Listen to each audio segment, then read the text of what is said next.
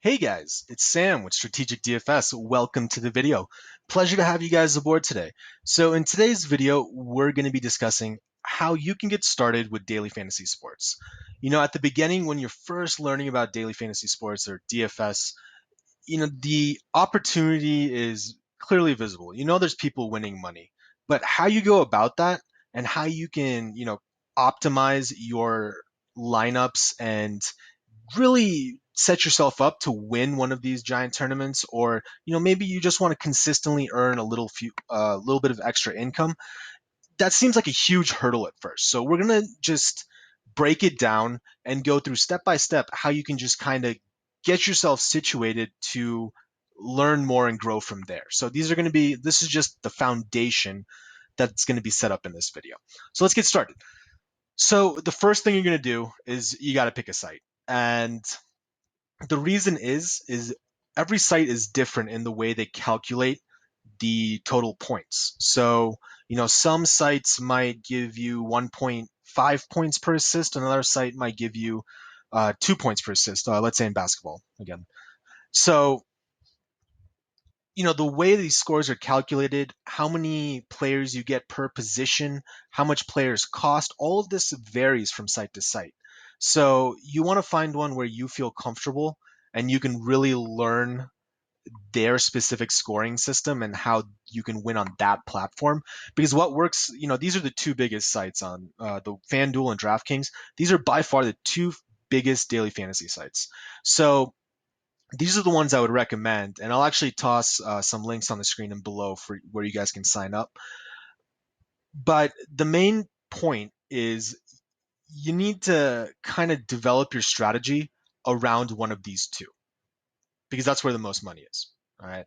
So once you pick one, then you can actually go in and learn the nitty gritty stuff. So I personally play on both, which is again available. You guys can easily play on both. But again, to start off, I would suggest just sticking with one and really learning how to develop a winning lineup for that site in particular. So once you have your site and you know which one you want to go with, the next step is going to be figuring out your bankroll. And your bankroll is essentially the amount of money that you have allocated towards DFS. So let's say I deposit $100. That $100 is now my bankroll. All right. So when you're first starting out, you want to make sure that you're only playing tournaments where you can enter at least 20 lineups at that level. So let's say you're playing a $2 tournament. Okay, you want a bankroll of at least 40 because 20 lineups at $2 a piece, that's $40 as your bankroll. So when you have that, what it comes down to, there's a subject called variance. You're not going to win every single time. A small percentage of the players in, let's say, a giant tournament, we call them GPPs, but we'll get into that later. In those type of tournaments, a small percentage of the players are actually going to make money. So, more than likely, you're not going to make money your first couple of times. Who knows? You might have beginner's luck and end up winning like 10x whatever your entry fee was, but that's not usually not the case. So you want to be able to ride out that variance.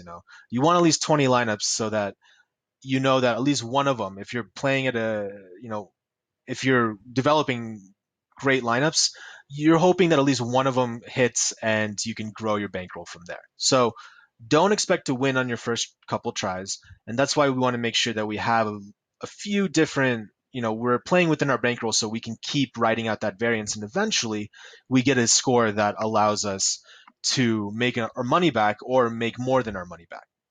And this is extremely, extremely important. You need to stay in your limit. Okay, don't play high. If you only have $40 in your bankroll, don't play a $20 tournament.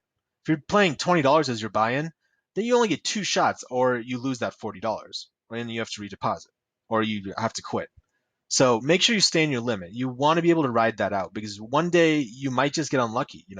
Let's say you're playing basketball and you're like, you know what, LeBron James, he is going to make money. He's going to do well tonight. You need him in my lineup, or I need him in my lineup.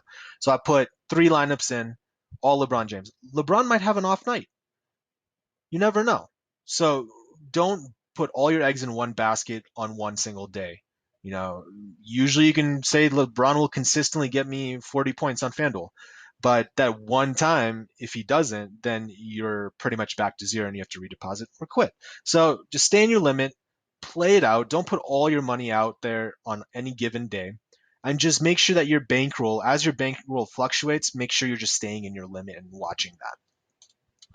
All right, so the next thing after that, you want to pick a sport and learn that sport in and out. It's not easy. If you don't know hockey, it's not easy to just enter a lineup in hockey and just win. There's people that really understand the nuances of hockey that are playing. What's the chance that you entering a random lineup is going to cash? Same thing with football, same thing with basketball, same thing with anything.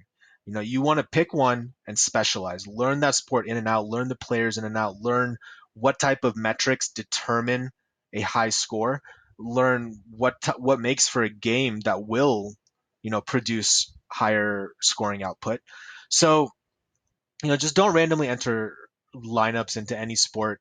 And I know a lot of beginners, what they do is if there's no basketball today, they'll just enter a random football lineup or a random hockey lineup and just hope that they win. They just want to play. That's not smart because more than likely you're going to lose that money if you don't understand those sports. So specialize in one sport first.